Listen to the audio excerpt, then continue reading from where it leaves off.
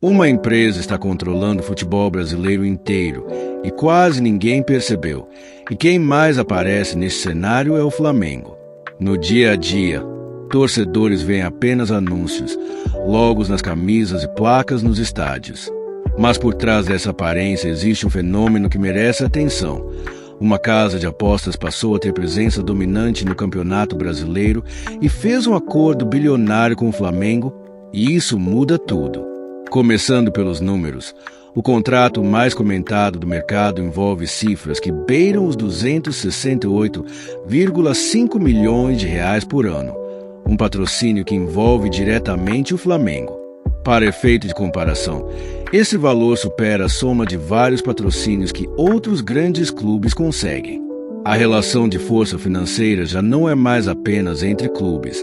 É entre clubes uma empresa com capacidade de investimento muito acima da média nacional, sendo o Flamengo o principal exemplo dessa nova dinâmica.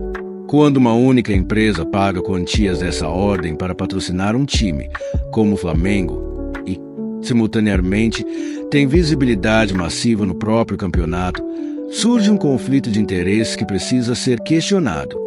Imagine, a mesma marca estampando os painéis do torneio e a camisa do clube que tem mais chance de conquistar o título. A exposição repetida transforma cada vitória em retorno direto para o anunciante.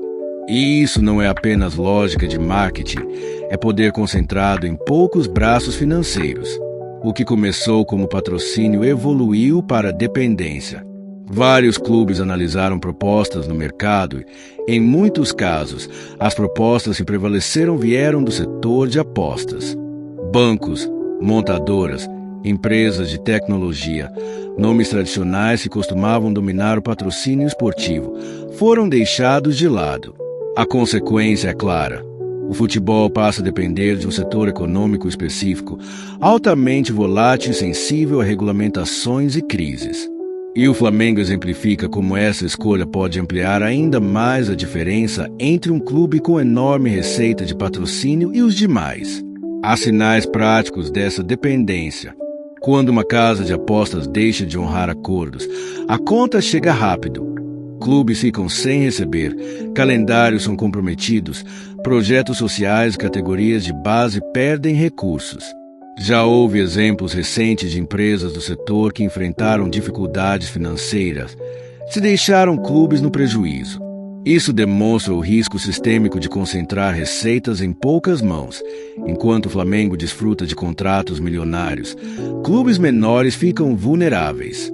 Além do risco econômico, há o risco cultural e social. A presença massiva de casas de apostas, visível nas transmissões do Brasileirão e nas ações do Flamengo, normaliza o jogo para públicos de todas as idades, inclusive crianças e adolescentes nas arquibancadas em frente às TVs, propagandas incessantes, promoções e ativações transformam o ato de torcer em comportamento de aposta. É uma mudança de mentalidade que muitos questionam. Até que ponto o esporte, fonte de paixão e identidade, deve se confundir com a lógica de apostas? Existe ainda a questão da narrativa. As transmissões, as entrevistas, os conteúdos patrocinados começam a refletir interesses comerciais. Cada gol, cada estatística, cada lance vira potencial de aposta e, com isso, ganha uma nova ótica. Quando a mesma marca domina o espaço do torneio e o espaço do clube mais popular, como o Flamengo, a narrativa do campeonato e a experiência do torcedor passam a ser moldadas, em parte, por quem tem o maior investimento. Isso altera influências, visibilidade e prioridades dentro do ecossistema do futebol. A concentração de patrocínios também aprofunda desigualdades. Clubes pequenos, com menor alcance de mercado, não conseguem competir com ofertas bilionárias. O fosso financeiro se amplia. Enquanto times como o Flamengo recebem contratos gigantescos que garantem estrutura, folha e investimento, outros dependem de recursos esporádicos e instáveis. Isso impacta a competitividade, desempenho, no longo prazo, a própria saúde das competições. Há ainda a questão ética. Patrocínio de apostas era um debate sobre integridade esportiva e conflito de interesses. Mesmo que não haja manipulação direta de resultados, a percepção pública e a credibilidade do campeonato ficam em risco.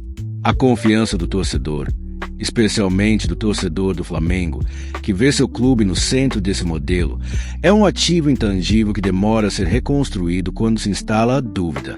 Diante desse cenário, várias perguntas precisam ser feitas em voz alta. Qual é o limite entre investimento legítimo e controle imperceptível? Até que ponto é saudável para o futebol confiar em um único setor como seu principal financiador? O que acontece se esse setor sofrer uma crise regulatória ou econômica? E, sobretudo, qual é o impacto disso na formação de jovens atletas na relação entre o torcedor e o jogo? As consequências práticas são múltiplas e preocupantes: desigualdade crescente entre clubes, dependência econômica que pode paralisar calendários, projetos e patrocinadores desistirem, normalização do jogo como produto de apostas e possível influência no conteúdo editorial e na narrativa esportiva.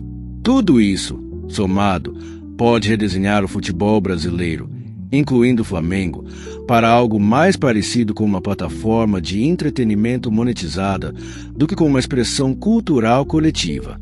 Mas o futebol não precisa ser irreversível. Existem caminhos para mitigar esses riscos: regulamentação mais clara e robusta sobre patrocínios de jogos de azar, limites para exposição em públicos vulneráveis, regras de governança que evitem conflito de interesse entre organizadores de torneios e patrocinadores, transparência nos contratos e diversificação das fontes de receita dos clubes para reduzir a vulnerabilidade. Para o torcedor, o chamado é atenção crítica.